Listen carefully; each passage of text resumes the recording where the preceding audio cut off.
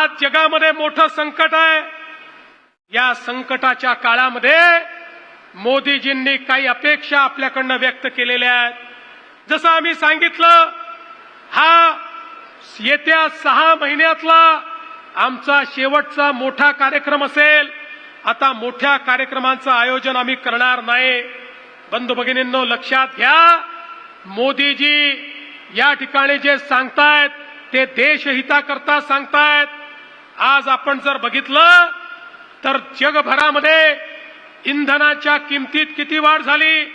अमेरिकेमध्ये 51% वाढ आहे, ब्रिटनमध्ये 22% वाढ आहे, फ्रान्समध्ये 25% वाढ आहे, जपानमध्ये 35% वाढ आहे, जर्मनीत 27% वाढ आहे, इस्रायलमध्ये 30% वाढ आहे, दक्षिण कोरियात 30% वाढ आहे, इटलीमध्ये 30% वाढ आहे, सिंगापूरमध्ये 30% वाढ आहे, पाकिस्तान सारख्या देशात 200% वाढ आहे।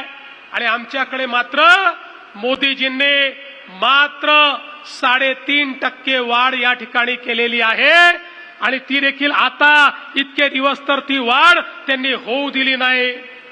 बंधू भगिनींनो, ज्यावेळी देश संकटामध्ये असतो, ज्यावेळी जगावर संकट असतं, अशा काळामध्ये माननीय प्रधानमंत्री महोदयांनी जर काही अपेक्षा व्यक्त केल्या, आपापल्या परीने आपण त्या अपेक्षेकृत काम करणं ही आपली जबाबदारी आहे।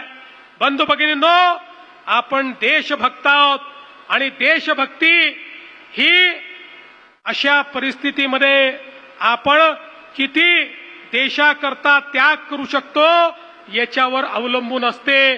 आणि फार मोठा त्याग हा काही मोदीजींनी अपेक्षितच केला नाही। या ठिकाणी परकीय चलन वाचवण्याकरता सोन्याची खरेदी नका करू, 6 महिने हे आपल्याला सांगितलेलं आहे।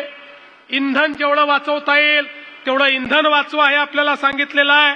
आणि त्याकरता वेगवेगळ्या उपाययोजना आपल्याला सांगितलेल्या आहेत।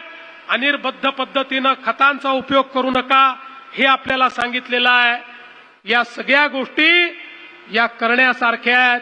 आपण हे करू शकतो, केवळ 6 महिने करायचं आहे। 6 महिन्यामध्ये विश्वाची घडी चांगली झाली की या सगळ्या गोष्टी करण्याची आवश्यकता आपल्याला पडणार नाही। मला विश्वास आहे प्रत्येक देशभक्त भारतीय, आणि हा महाराष्ट्र तर छत्रपती शिवरायांचा महाराष्ट्र आहे, ज्या महाराष्ट्रामध्ये छत्रपती शिवरायांनी सांगितल्यानंतर आपला जीव देण्याकरता देखील त्या ठिकाणी आमचे मावळे तयार राहत होते।